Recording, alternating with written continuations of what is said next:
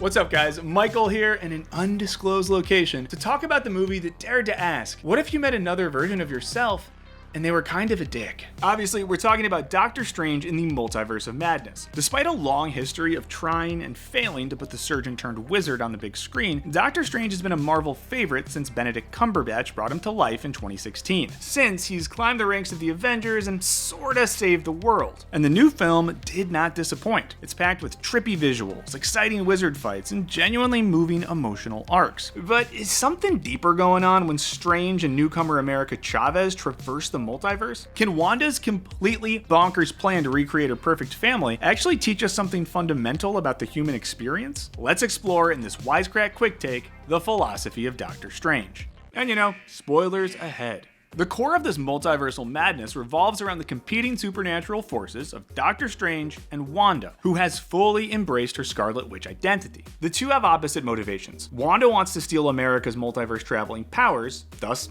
killing her. Strange wants to save his new friend at all costs and stop Wanda's violent witchy rampage. See, Wanda is haunted by dreams of the children she created back in Westview. And because dreams are actually the experiences of other yous in the multiverse, which means a multiverse version of me regularly pees his pants, she's tormented by the fact that every other Wanda seems to have a picture-perfect life as a mom. So she hatches a plan to steal America's powers to travel to a multiverse where she has kids. This also means she'd have to kill another version of herself, but she seems to have not totally thought that part through. What's more, having America's ability to go to every iteration of the universe means that if her kids get sick or say have trouble getting into a top-tier college, she can travel around the multiverse and find novel medicines or a really great SAT tutor. And again, kill a version of herself. She tries to persuade Strange to go along with her plan, but he refuses and rallies all of Kamar-Taj to protect America. Wanda, it seems, can outpower just about any living being, but she can't magic her way into motherhood. And then there's Doctor Strange, who after arguably saving the world, still has to sit by and watch the love of his life, Christine, marry some other guy. She even reminds him that you always have to be the one holding the knife. That is to say, he is a total control freak. The film opens with an alternate Strange in America running from a demon. Having lost their lead, Strange steals America's powers, which he knows will kill her, rather than yielding them to a monstrous force. He's down to take control of the situation, even if it means doing a murder. Though luckily the demon murks him before he murks America. And throughout the film, Strange tries to control everything. He desperately tries to stop Wanda's antics, acts as America's caretaker, acquires the Book of Vishanti, and so on. Like Wanda, he even tries out the dangerous new sport of dreamwalking to control, of all things, his very own decaying corpse. We've got zombies in the MCU, folks. But after a magic-induced massacre, Strange is faced with the frightening reality that he might not be able to control Wanda's fury or save America. So here we have an interesting Miriam Effect, where our protagonist and antagonist actually have the exact same problem. And in case you missed it, it's neatly summed up in the trailer by Sorcerer Supreme Wong. You cannot control everything, Strange. In contrast, we have America, who maintains that she cannot control her power to travel the multiverse. It only manifests when she's scared. Unlike Strange and Wanda, she's keenly aware that many things are out of her control. So how can we make sense of Strange and Wanda's shared desire for control? Well, with the help of our favorite Danish walking enthusiast, Søren Kierkegaard. And guys, I get it, I talk about him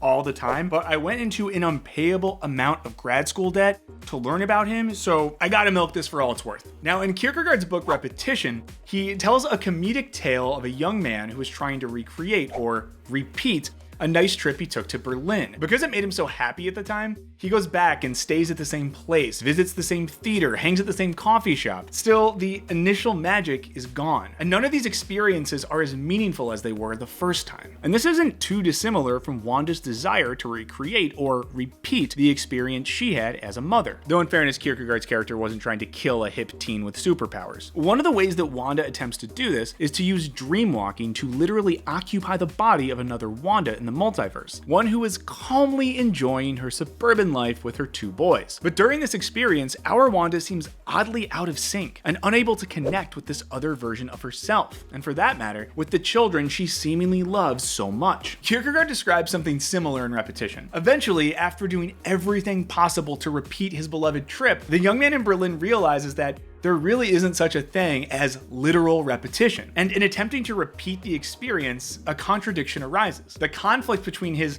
ideal for how the trip would feel and what it actually feels like in reality. The attempt at repetition left him with this feeling of contradiction and or impossibility. And we see this when Scarlet Witch Wanda literally comes face to face with suburban mom Wanda and her kids. Everything she's done has been motivated by wanting to once again experience the love she had for her boys. But when she finally sees them again, they are absolutely terrified of her. In this moment, she experiences a shattering disconnect between the ideal of once again being a mother and the reality of these kids thinking she's super scary. And that's the comic and, in this case, tragic irony of repetition for Kierkegaard. In trying to repeat experiences, we ultimately confront the absolute impossibility of repetition. Put differently, in trying to control our future, we realize that total control is impossible. Kierkegaard wrote in his journals that life can only be understood backwards, but it must be lived forward, meaning that we should learn from our past experiences instead of trying to uncritically repeat them. Ultimately, Wanda stops trying to control the world around her and instead destroys the Darkhold so that nobody might ever be tempted by its evils again.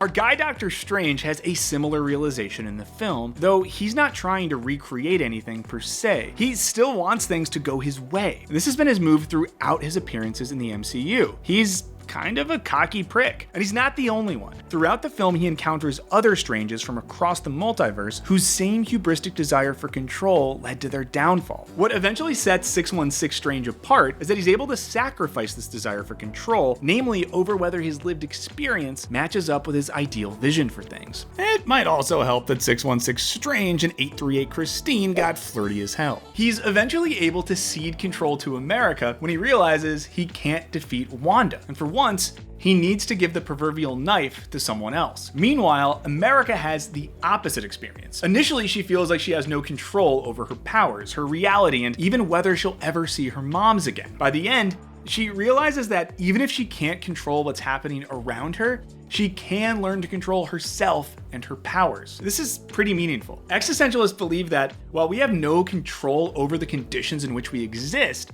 we do have responsibility for ourselves and our own actions, for better or worse. This is why for Jean-Paul Sartre, responsibility is a direct effect of our existential freedom. This tension between control and lack thereof, between wanting to live in the ideal world and accepting that we live in the real, messy, complex world, is nothing new. It's been essential to Western philosophy ever since some Greeks and ancient Birkenstocks invented it. Descartes thought that math, with a side of God, made existence into a nice, rational structure where everything makes sense and you know you exist because you're thinking about existing. This made reality something that was understandable with a level of mathematical certainty. David Hume, on the other hand, thought that this was dumb, and all of our knowledge is based on lived experience. What we see is more important than what we think. Kant sort of mixed these two together to argue that reality does have a formal structure, and while we can't see the causes for everything, we can know some limited stuff about how the world works. For example, we can know some of the fundamental principles of things like morality and truth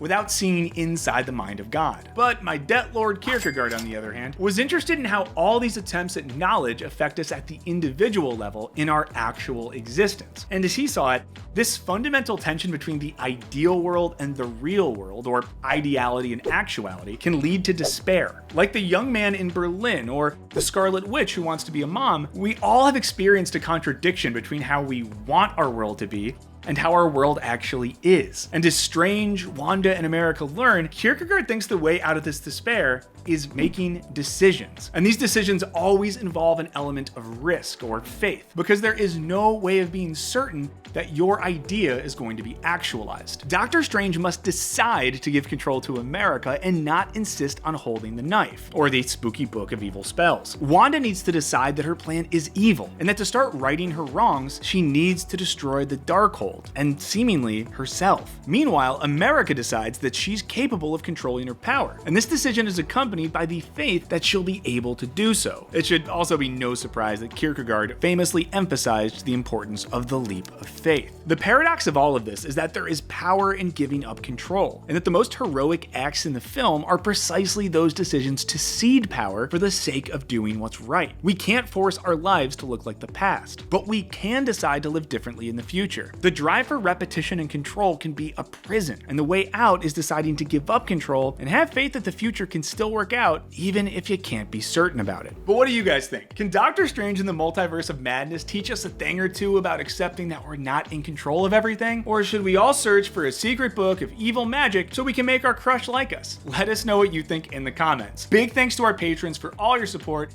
and if you haven't checked out our Patreon page in a while, do it. We're making lots of great new content. And remember to check out our new live stream, Wisecrack Live, every Thursday right here on YouTube. Hit the subscribe button like you're punching a hole into the universe where tacos are free and the Big Bang Theory never made it past its pilot episode. And don't forget to ring that bell. And as always, thanks for watching.